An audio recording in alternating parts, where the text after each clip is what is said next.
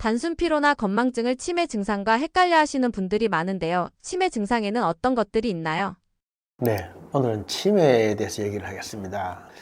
단순 피로라고 하는 것은 그냥 본인이 피로감 느낀다. 다시 말해서 하룻밤 충분히 잠을 자고 나도 피로가 회복되지 않을 때, 이런 것이 일주일에 두세 번 이상 계속될 때 피로다라고 말하죠. 피로라고 하는 것은 젖산입니다. 락틱 애시드, 젖산이 우리 몸속에 쌓여 있어서 근육 속에 쌓여 있다가 이것이 H2와 CO2로 분해되어서 H2는 물로 나오고 땀으로 나오고 CO2는 코로 가스로 나온다면 피로가 분해되는 거죠. 그러면 피로가 없어지는 것인데, 그것이 몸속에 쌓여 있으면 근육 속에서 여기저기 아주 아프게 되는 것이 단순 피로독이라고 하는 것입니다. 그리고 건망증이라는 것은 자기가 잘 잊고 있다, 잊어버린다라고 하는 사실을 아는 것이고, 잊었다가 다시 또 생각이 나고 하는 게 이게 건망증입니다. 근데 오늘 말씀드리고자 하는 치매는 그거와 좀 다른데, 오늘 치매에 대해서 조금 메커니즘을 설명을 하겠습니다. 우리가 어떤 사물을 기억을 하게 되면 뇌 뒷속에 해마 안에 단기 기억 저장 장치라고 있습니다. 단기 기억 저장 장치. 이곳에 들어가서 딱 기억이 됩니다. 그런데 이것이 계속적으로 반복 학습을 하게 되면은 이것이 기억이 장기 기억 저장 장치로 이동이 되는데, 장기는 측두엽에 있죠. 양쪽에 있는 측두엽 안에 있는 장기 기억 저장 장치라고 하는 곳에서 기억이 이송이 됩니다. 그러면 죽을 때까지 기억이 잊어지지 않는 거죠. 예를 들어서 우리가 어린 아이 때, 초등학교 때 배웠던, 공부했던 내용들 중, 책에 나오는 이야기들 또는 할머니, 할아버지 하신 말씀들 중에서 우리가 오랫동안 기억하고 있는 것 있죠. 이런 것들은 이미 장기 기억 저장 장치에 기억이 되어 있는 겁니다. 그래서 죽을 때까지 잊어버리지 않는 겁니다. 예를 들어서 치매 환자분들이 다른 최근의 기억은 다 못하는데 아주 옛날의 기억은 하고 있지 않습니까? 옛날의 기억, 오래된 기억을 하고 계시는 것은 장기 기억 저장 장치에 들은 것은 기억이 가능하지만 해마에 있는 단기 기억 저장 장치가 고장이 났기 때문에 단기 기억이 안 되는 겁니다.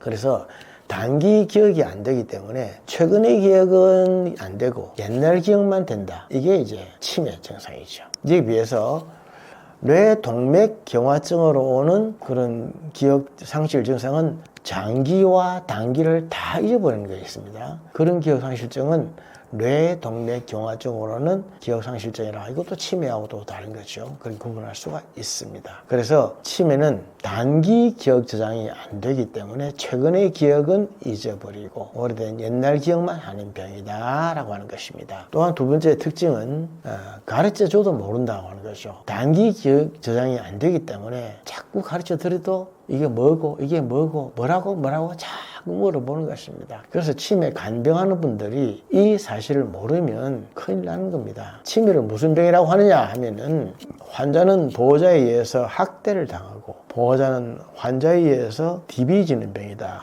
그렇게도 말합니다. 아무리 똑같은 말을 해드려도 모르니까 결국 화가 나는 거죠. 짜증이 나는 거죠. 그래서 환자는 또 보호자에게 학대를 당하게 되는 그러한 병이 바로 치매라고 하는 병이다라고 하는 것입니다. 뿐만 아니라 치매의 3대 인지장애 증상이 있습니다. 세 가지를 잘 잊어버리는 증상들. 시간, 장소, 그리고 사람이죠. 시간, 장소, 사람.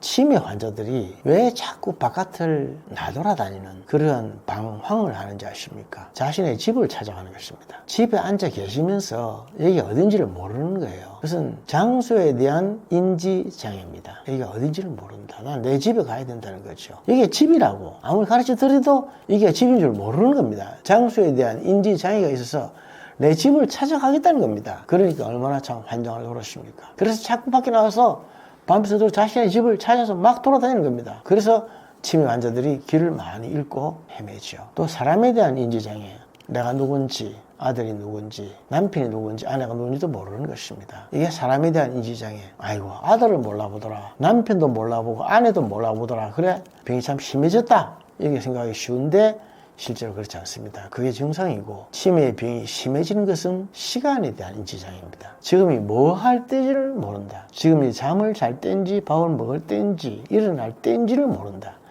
시간에 대한 인지장애가 있어서 방금 식사를 해놓고 또 식사를 하려고 할 때, 방금 씻어놓고 또 씻으려고 할 때, 병이 심해졌구나 그렇게 느끼면 됩니다. 그리고 또 하나는 세 번째로는 인격의 장애가 오는 병이다. 치매는 인격의 장애가 옵니다. 물론 가끔은 얌전한 착한 치매가 있습니다. 하지만 대부분의 사람들에게서 치매 환자들은 인격이 황폐화됩니다. 욕을 하게 되고 성을 내게 되고 고함 지르고 포악한 행동을 하게 되고 또 성적으로 돌발적인 행동을 하게 됩니다. 확 달려들고 온갖 짓을 다 하고 그런 거 참 많이 있습니다. 평소에 그 사람의 성품과 인격으로는 생각도 못할 그러한 일들이 막 나타나는 겁니다. 이것은 병의 증상입니다.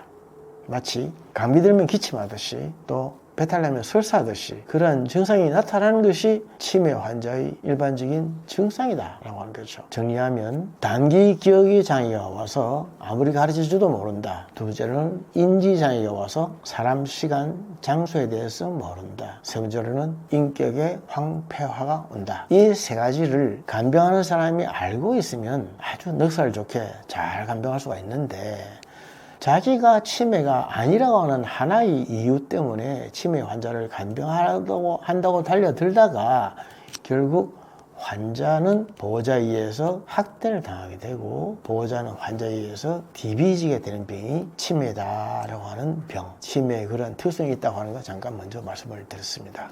치매가 발병하는 원인은 무엇인가요?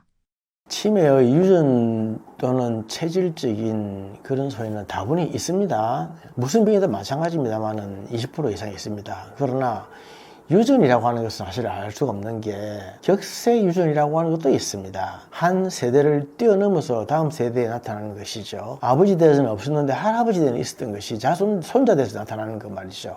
그러다 보면 어느 것이 유전이고 아니고를 우리가 사실 알 수는 없습니다만은 무슨 병이든 유전적인 요소는 20% 이상 정도는 다 있습니다. 그런데 치매의 원인을 볼 때 유전이라고 하는 것은 딱 제외하고 우리가 생각을 해야 되는데 뇌 속에 쓰레기가 쌓이지 않도록 하자. 혹시 뇌 속에 쓰레기, 단백질 쓰레기, 단백질 쪼가리에 대해서 들어보신 적이 있으십니까? 뇌 속에 쓰레기라고 하는 용어는 베타 아밀로이드라고 하는 것입니다. 베타 아밀로이드.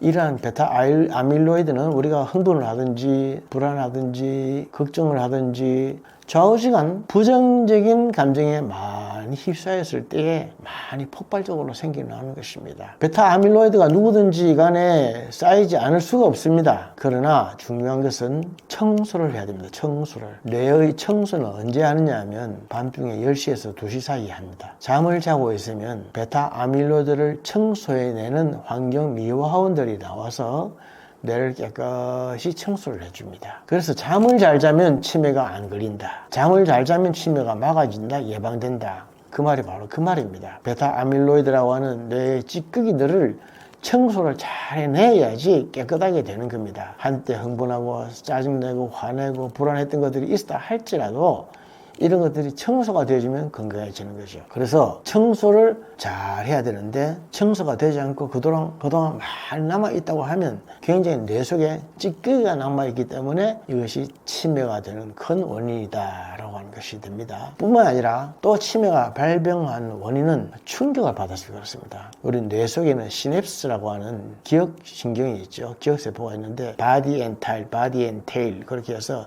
몸과 꼬리를 서로 연결이 돼서 기억이 딱딱 연결이 되는 것인데 충격을 받거나 놀라거나 흥분하게 되면 테일, 꼬리 부분이 탁탁 끊기는 것입니다. 탁탁 끊기면 앞의 기억과 뒤의 기억이 서로 연결되지 않는 겁니다. 그러다 보니까 블랙 현상이 생기죠. 예를 들어서 사람이 선생님이 강의를 하다가 갑자기 다음 단어가 생각이 안 난다. 다음 문장이 생각이 안 난다. 그래서 괄호를 치고 안에 까만 블랙이 들어간 것처럼 멍해지는 경우가 있다는 거죠. 이게 블랙 현상인데 이럴 경우도 바로 그 시냅스의 연결고리가 탕탕 끊어져서 그런 것입니다. 충격을 받거나 옆에서 고함을 지르거나 화를 내거나 인격을 무시하거나 가스라이팅을 당하거나 그런 아주 힘든 일들이 있으면 연결고리가 탕탕 끊어집니다. 그러니까 자기 자신보다도 옆에 사람들에 의해서 치매가 많이 만들어진다. 내가 막 고함 지르고 잘하라고 다그치고 화내고 한 것 때문에 당한 사람은 오히려 치매에 걸릴 수도 있다고 하는 걸 미리 안 되면 조심을 할 수가 있겠죠. 치매는 낫는 병이 아닙니다. 안 걸려야 됩니다. 예방을 해야 되는 거지 일단 한번 걸린 상태는 낫지를 않습니다. 그래서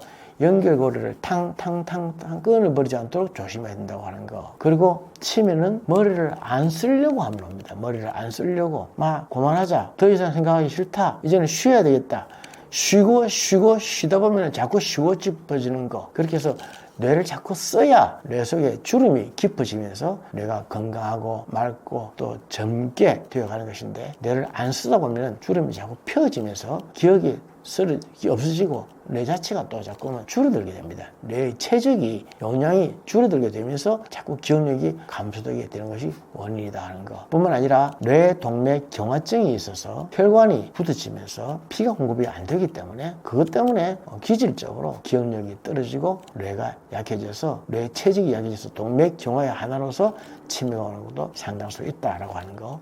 오늘 그런 원인에 대해서 좀 몇 가지 말씀드렸습니다. 약물 치료만으로도 치매 증상을 늦출 수 있나요? 치매는 약물 치료만으로 되는 건 절대 아니죠. 치매 환자들에게 병원에서 약을 주기 때문에 그 약을 먹으면 도움이 될 것이다 라고 생각을 하고 있는데, 뇌 영양제입니다. 약물 치료만으로 치매를 고쳐주는 건 절대로 아닙니다. 그 대신 치매를 고쳐주는, 실제로 치매를 고친다고 말하는 게 아니죠. 일단 더 나빠지지 않도록 만들고, 치매 상태에서 조금이나마 좋아질 수 있도록 만들어주는 여러 가지 방법이 있습니다. 그런 방법들을 같이, 소위 말하는 생활요법으로 같이 치료를 해야지 약물 치료에만 의존해서는 되는 병이 아닙니다. 생활 습관만으로도 치매를 늦추거나 치료할 수도 있나요?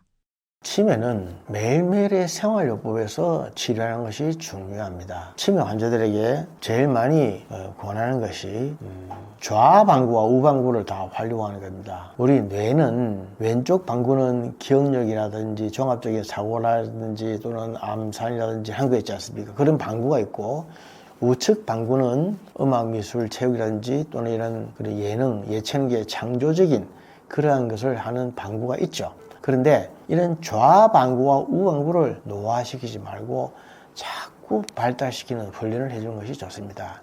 그래서 제가 항상 하는 얘기가 평생 학습을 하라는 거죠. 평생 학습. 이걸 다른 말로 생애 학습이라고 하는데, 우리가 국어, 영어, 수학을 배워서 60대까지 써먹고 60대부터는 음악, 미술, 체육, 실과, 가정, 그리고 외국어, 이런 것을 배워서 30년간 써먹는 것입니다. 그렇게 하면 60대 초반에 그런 학습을 해서 공부를 하면 뇌가 굉장히 맑아지고 발달해지고 젊어집니다. 그러면 치매 확률이 훨씬 적어집니다.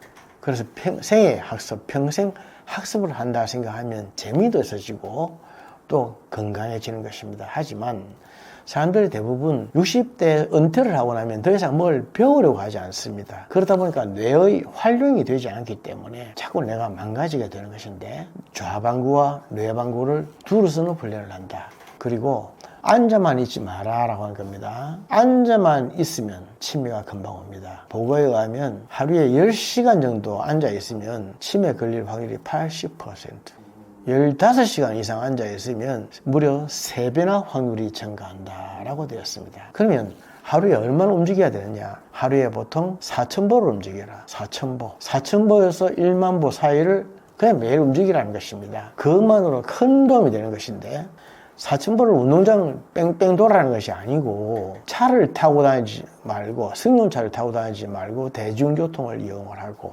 한 정거장 정도 전에 내려서 걷고, 계단 같은 것은 웬만하면 오르락 내리락 하고, 엘리베이터를 안 타는 것으로 하고, 이런 식으로 하는 것만 해도 이리저리 합하면 하루에 4,000보는 된다는 거죠. 생활에서 이렇게 하루에 4,000보를 조금씩 걷는 훈련을 해주고 하면, 이게 단순히 다리의 힘만 올리는 것이 아니라 치매에도 굉장히 도움이 된다. 치매 예방에 도움이 되어서 하루에 4,000보 이상만 걸어주면 굉장히 좋다는 것이고, 뿐만 아니라 음식을 먹을 때도 아까도 말씀을 드렸지만, 소위 말하는 약한 알칼리 음식을 많이 먹어주는 게 좋습니다. 약한 알칼리 음식, 보리밥이라든지 잡곡밥이라든지 또는 현미라든지 채소, 생선, 과일, 이런 거 다 약한 알칼리 음식. 이에 비해서 고기 같은 고량 진미는 대부분 산성 음식입니다. 산성 음식이 많이 들어가면 피가 탁하게 되어서 우리가 치매 같은 그런 병뿐만이 아니라 고혈압이라든지 소위 심장 혈관 질환에 걸릴 확률이 굉장히 많아집니다. 그래서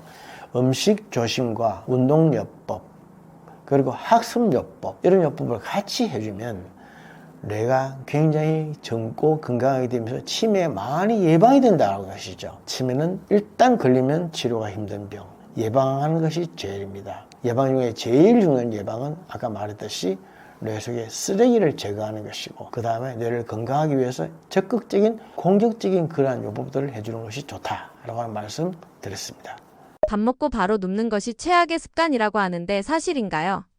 밥 먹고 바로 눕는 것은 여러 가지 면에서 제일 안 좋죠. 뇌에도 도움이 안 되고 또 위장에도 도움이 안 되고, 밥 먹고 바로 누우면 위산 역류가 잘 됩니다. 위산이 역류가 잘 되는 사람들은 제일 안 좋은 것이 밥 먹고 바로 눕는 겁니다. 그러니 2시간 동안은 눕지 말라고 하죠.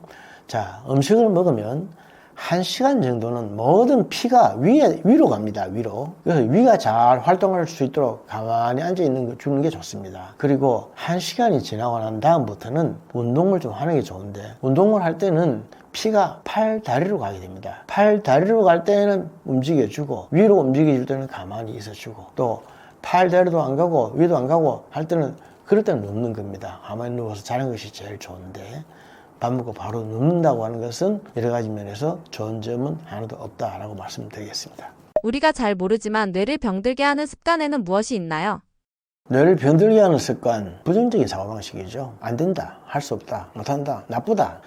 입만 열면 그런 부정적인 말만 많이 하는 사람들이 있습니다. 안 돼부터 나오는 사람들이 있습니다. 안 돼부터. 아니야, 안 해, 안 돼, 나쁘다, 뭐 기분 나쁘다, 이런 식의 부정적인 말들을 많이 하는 습관들. 그리고 또 나는 늙었다, 나는 안 돼, 이미 나는 늙었다, 자기를 늙었다고 생각하는 사람들. 자기는 아직까지 젊었다. 이거는 이제 뭐라 했냐면 절대 나이라고 하는데, 절대 나이가 어떠하더라도 주관적 나이, 내가 생각하는 내 나이는 아직 29세다, 나는 30세다, 이렇게 생각하는 주관적 나이가 젊은 사람은 치매에 훨씬 덜 걸리고 건강하게 살아갑니다. 그러나 주관적 나이가 늙었다고 생각하는 것, 객관적 나이가 늙었기 때문에 주관적으로도 당연히 늙었다, 뭐 이렇게 생각하는 것은 굉장히 자기에 좋지 않다는 것이죠. 아무리 객관적으로 나이가 늙었다 하더라도 주관적으로 그렇게 생각하지 마십시오. 요즘은 또 세상이 달라져서 많이 달라졌기 때문에 0.7을 곱해야 됩니다. 우리 선대에, 우리 아버지 대에 70세라 그러면 지금 0.7을 곱하면 49세죠. 지금 49살 정도밖에 해당되지 않습니다. 그 요새 누가 나이 60이라고 환갑잔치를 합니까? 그래서 옛날에 나이 70세는 지금 나 50세 정도 돼야 옛날 나이 70세 정도 된다는 거죠. 그만큼 우리가 젊게 살고 있는데, 그럼에도 불구하고 자꾸 객관적 나이 때문에 나이는 늙었다, 나는 늙었다, 나는 안 돼, 나는 못해, 이런 식으로 부정적인 생각을 자꾸 하고 있는 사람들은 치매에 걸릴 확률도 제일 많고, 무슨 병에든 잘 걸릴 수 있고, 특히 암 같은 그런 골치 아픈 병에도 잘 걸릴 수 있는 가능성이 많습니다. 의외로 이렇게 생각하면서도 그것이 잘못된 것인 줄 모르고 당연하다고 생각하는 사람들이 참 많이 있습니다. 생각 하나 바꾸고 고치면 얼마든지 달라질 수 있죠. 내가 젊고 아직 할 수 있다고 생각하면 뭐든지 배울 수 있고 할 수 있죠. 그래서 이런 말이 있습니다. 영원히 죽지 않을 것처럼 생각해라. 내일 죽을 것처럼 살고 영원히 죽지 않을 것처럼 생각해라. 내일 죽는다면 오늘 다 해놔야 되겠죠. 열심히 부지런히 다 해놓고 영원히 죽지 않을 것처럼 적극적이고 능동적인 그런 생각을 하면서 많은 플랜을 세우고 액티브하게 살아가라 라고 하는 것입니다. 그렇게 살아가면 오늘 하루 삶이 더욱더 건강하고 젊은 삶이 되어서 치매뿐 아니라 암 같은 그런 병들과도 많이 거리감이 생기실 것이다 라고 하는 말씀 드리고 싶습니다. 이런 증상이 있으면 당뇨입니다 하는 증상들은 무엇이 있나요? 네, 당뇨라고 하면 제일 먼저 갈증이 나죠. 한의학에서는 그것을 소갈증이랍니다. 소갈증. 참 목이 탄다는 말이죠. 그래서 이상하게 자꾸 물을 마셨는데도 불구하고 또 목이 타고 또 배가 자꾸 고프고 소변을 자주 본다. 이것을 삼다라고 하는데, 다음 당뇨 다갈이라고 해서 물을 많이 마시고 밥을 많이 먹어도 배가 고프고 목이 마르고 소변을 자주 보는데, 그러면서 자꾸 피곤해진다, 본인이 피곤하다고 느낄 때는 반드시 당뇨를 한번 의심해 볼 필요가 있습니다. 당뇨가 아니고도 그럴 수가 있지만은, 당뇨일 경우에는 보통 그러면서 체중이 좀 빠지죠. 체중이 살살살 빠져나갈 때, 그럴 때는 당뇨가 아닌가 제일 먼저 의심해 볼 필요가 있습니다. 당뇨 환자에게 있어서 수분 섭취가 중요하다고 하는데 왜 그런가요?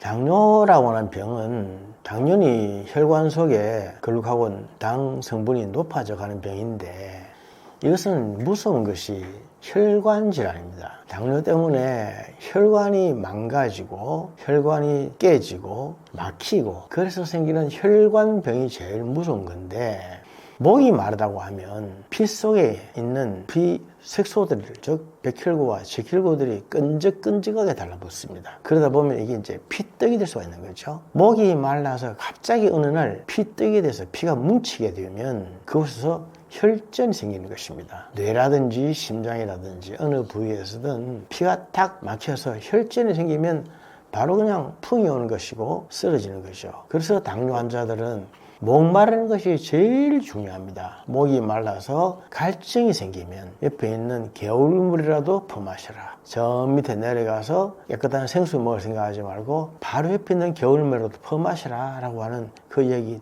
대단히 새겨 들었으면 좋겠습니다. 서양인보다 한국인이 당뇨에 취약한 이유는 무엇인가요? 이것은 두 가지 이유가 있습니다. 하나는 유전적인 이유이고 또 하나는 생활 습관적인 문제입니다. 유전적인 이유로는 사람들이 조금 그 췌장이 작다라고 되어 있죠. 외국 사람들에 비해서 서양 사람들에 비해서 한국 사람들은 췌장이 좀 작다. 그 췌장에서 인슐린이 분비가 많이 되어야 그래야 당뇨가 조절이 되는데 췌장 자체가 조금 작다. 그게 유전적인 한국인만의 이유입니다. 뿐만 아니라 우리나라 사람들은 탄수화물을 많이 먹습니다. 서양 사람들은 오히려 단백질을 많이 먹는 데 비해서 우리나라 사람들은 탄수화물을 많이 먹어서 탄수화물이 몸에 들어가서 이게 당분이 됩니다. 포도당이 되는데 포도당이 되고 남은 것은 또 중성지방이 되는데 포도당이 되는 탄수화물을 너무 많이 먹고 마시기 때문에 그 두 가지 이유 때문에 우리나라 사람들에게 특별히 당뇨가 많다 이렇게 얘기할 수가 있습니다. 소변에 거품이 생기는 증상도 당뇨를 의심해 봐야 하나요? 소변에 거품이 생기는 것은 단백뇨죠. 단백뇨는 당연히 콩팥에 문제가 있어서 온 것입니다. 콩팥에 보면은 사구체가 있지 않습니까? 사구체가 우리 몸에 물을, 즉 소변을 걸러주는 곳이죠. 이것은 도라문강 하나 정도, 다시 말해서 180리터 정도의 물을 사구체에서 하루에 걸릅니다. 걸러서 99%를 재흡수시키고 1.8리터 정도만 밖으로 나가게 하는데 그게 소변인데 이 사구체의 대부분이 혈관으로 되어 있는데 당뇨가 걸리면은 혈관이 망가져서 사구체에 들어있는 혈관이 약하기 때문에 사구체에서 필터링하는 걸름 작용이 약해져서 단백질 같은 것이 걸러지지 못하고 소변으로 나가기 때문에 단백뇨가 많이 생겨서 단백뇨 때문에 거품이 많이 생기는 것입니다. 그러나 거품이 생기는 것만 가지고 단백뇨라든지 또는 당뇨라든지 또는 콩팥이 망가졌다 이렇게 함부로 말하기는 어렵습니다. 그것은 왜 그러냐면 여러 가지 먹는 음식물과도 상관이 있을 수 있기 때문에 그렇죠. 원장님께서 추천하시는 당뇨에 좋은 음식이 있나요? 우리는 생활 습관 중에서 음식 먹는 습관 때문에 당뇨에 많이 걸린다 라고 해도 과언이 아닙니다. 그래서 음식을 먹을 때에 밥을 먹을 때 특별히 조심해야 될 것이 흰쌀밥을 먹지 말자. 잡곡밥이라든지 현미 그리고 보리밥도 좋은 겁니다. 사실은 이래 조금 거친 음식들 있죠. 이것을 조식이라 그러는데 이런 조식을 많이 먹도록 하고 채소를 많이 먹는 게 중요합니다. 항상 음식 조심을 잘하면 건강을 지켜지는 것인데 반찬을 밥처럼, 다시 말해서 부식을 주식처럼, 주식을 부식처럼 먹자. 주식을 부식처럼 조금 먹고 부식을 주식처럼 제일 먼저 먹자는 것입니다. 밥을 먹을 때 제일 먼저 채소부터 먼저 먹는 겁니다. 그리고 난 다음에 단백질이라든지 이런 것을 지방질 먹고 난 다음에 마지막에 탄수화물을 먹는데 아까도 얘기했지만 한국 사람들이 탄수화물을 많이 먹고 탄수화물 위주의 식사를 하다 보니 서양인들보다 당뇨에 많이 걸리는 겁니다. 그래서 탄수화물은 좀 적게 먹는다. 좀 더 구체적으로 얘기하면 밥은 한 숟갈 드러내놓고 먹고 아니면 조금 남기든지 국은 건더기 위주로 먹는 것입니다. 밥이든 국이든 완전히 싹싹 다 핥아 먹는 것을 완전하게 먹는다. 그래서 완식이라고 합니다. 우리는 옛날부터 완식을 하라고 배워왔지만 완식을 하지 말고 조금씩 남기는 것이 좋습니다. 조금 남겨도 된다. 배가 부르면 웬만하면 조금 남겨도 된다. 그래서 그렇게 먹는 것을 소식이라고 그러죠. 소식, 차라리 완식보다는 소식을 하는 것이 당뇨에 안 걸리고 건강을 위해서 더 좋다 하는 말씀 팁으로 드렸습니다. 반대로 의외로 당뇨병을 악화시키는 식습관에는 무엇이 있나요? 당뇨를 악화시키는 식습관은 맛있는 걸 많이 먹는 거죠. 우리가 보통 맛이 있다라고 할 때는 그게 무슨 맛인가 하면은 짠맛과 단맛입니다.